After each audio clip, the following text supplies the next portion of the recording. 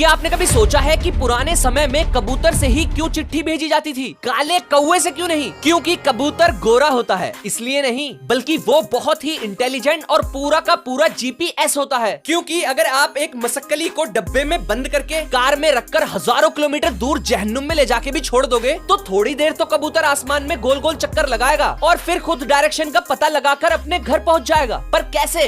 इसका actual reason scientist भी नहीं जानते। बस उनका मानना है कि ये सूरज और अर्थ के मैग्नेटिक फील्ड से शायद अपने